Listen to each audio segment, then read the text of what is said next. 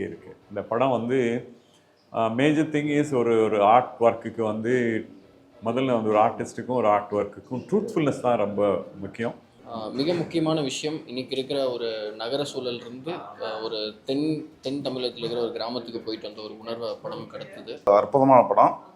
கிட்டத்தட்ட பார்த்தீங்கன்னா நீண்ட நெடிய நாள் கழிச்சு வந்து ராஜா சாருடைய மியூசிக் வந்து ஒரு ராஜாகமே பண்ணியிருக்குதுல்ல, நல்ல ஒரு பேக்ரவுண்டு. அது குறிப்பிட்ட அந்த பிரேமம் எனது ஊர்ன்ற பாடல் வந்து மிகப்பெரிய ஒரு தாக்கத்தை ஏற்படுத்தும். ரொம்ப ரொம்ப எனக்கு கிராமத்து வாழ்க்கை பிடிக்கும். அதனால தான் என்னோடய மனைவியும் நான் தேர்ந்தெடுத்தது ஒரு கிராமத்துலேருந்து தேர்ந்தெடுத்து நான் கல்யாணம் பண்ணேன். ஒரு 10 நாள் அவங்க ஊரில் இருக்கும் போது எனக்கு எந்த சந்தோஷம் இருக்கோ அந்த சந்தோஷம் இந்த மூவியில் நான் பார்க்குறேன்.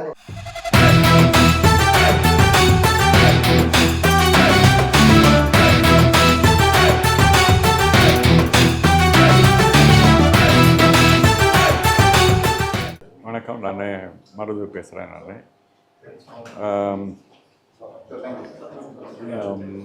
எனக்கு அளவில்லாத சந்தோஷம் தான் இந்த படத்தை பார்த்ததில்ல. ஆக்சுவலாக என்னென்னா ஒரு கொஞ்சம் டைமுக்கு முன்னாடி டைரக்டர் ராமச்சந்திரனை நான் பார்த்தேன். அது வந்து ஒரு என்னுடைய முதல் சந்திப்பு ஒரு 10 நிமிஷம் தான். எல்லா படத்தையும் முடிச்சுட்டு வந்து தான் என் கூட பேசினாப்புல. அந்த 10 நிமிஷத்தில் நான் என்ன ராமச்சந்திரனை நான் என்ன அண்டர்ஸ்டாண்ட் பண்ணணும் ஒரு 10 மினிட்ஸில், அதுதான் படத்தில் இருக்குது, முழுமையாக இருக்குது. ஒரு ரொம்ப எக்ஸ்ட்ரீம்லி எமோஷ்னல் பர்சன் தான். அது படம் வந்து எவ்ரி செகண்ட் அது பேசுது. அப்புறம் வந்து அவரோட சேர்ந்து ஒர்க் பண்ணியிருக்கிற இதில் மெயின் கேரக்டரில் தென் எல்லாமும் வந்து பிரமாதமாக அவரோட சேர்ந்து ஒர்க் பண்ணியிருக்காங்க.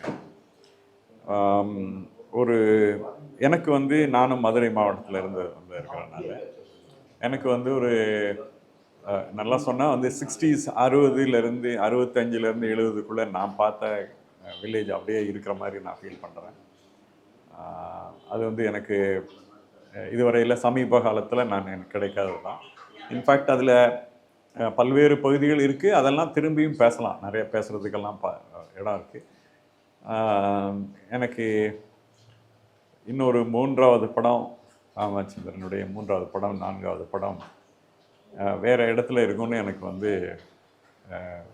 பெரிய நம்பிக்கை இருக்குது. இந்த படம் வந்து மேஜர் திங் இஸ் ஒரு ஒரு ஆர்ட் ஒர்க்குக்கு வந்து முதல்ல வந்து ஒரு ஆர்டிஸ்ட்டுக்கும் ஒரு ஆர்ட் ஒர்க்குக்கும் ட்ரூத்ஃபுல்னஸ் தான் ரொம்ப முக்கியம். அது இந்த படத்தில் அது எந்த கதையை பேசினாலும் அதனுடைய த்ரெட்டு வந்து எனக்கு இந்த எமோஷன் தவறாமல் இருக்குது. அதில் எனக்கு பெரிய மகிழ்ச்சி.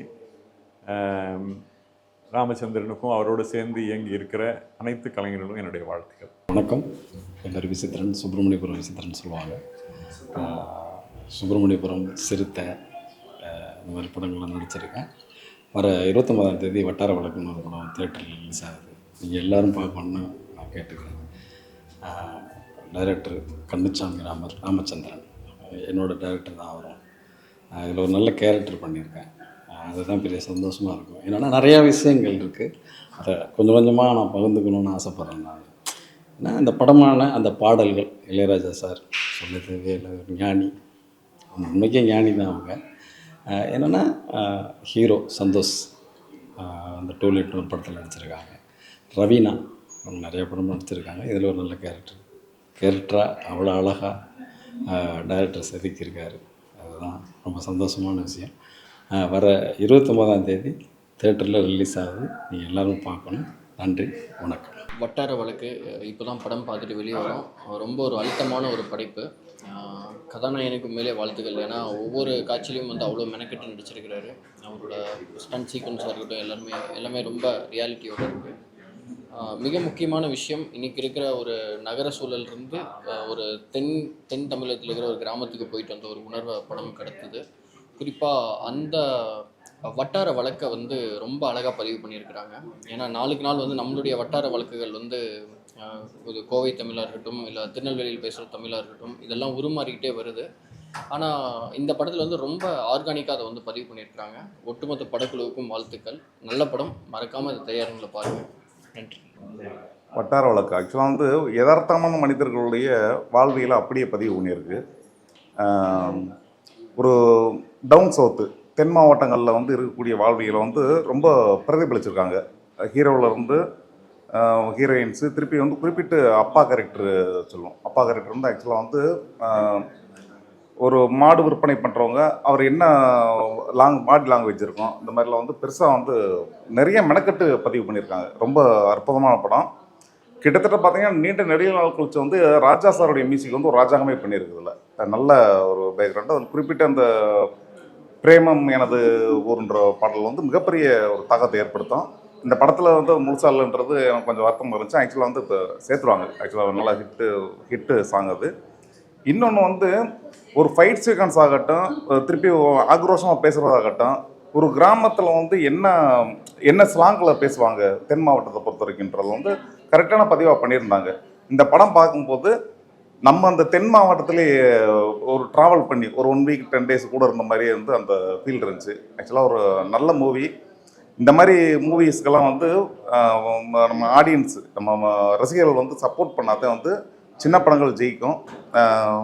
இந்த படம் மாபெரும் வெற்றி படமாக அமையும்னு சொல்லிட்டு என்னுடைய வாழ்த்துக்கள் தெரிவிச்சுக்கிறேன். மிக்க நன்றி. எல்லோருக்கும் வணக்கம். என்னோடய பெயர் நாகராஜ். இப்போ தான் நான் வட்டார வழக்கு மூவி பார்த்தேன். ரொம்ப சந்தோஷமாக இருந்தது.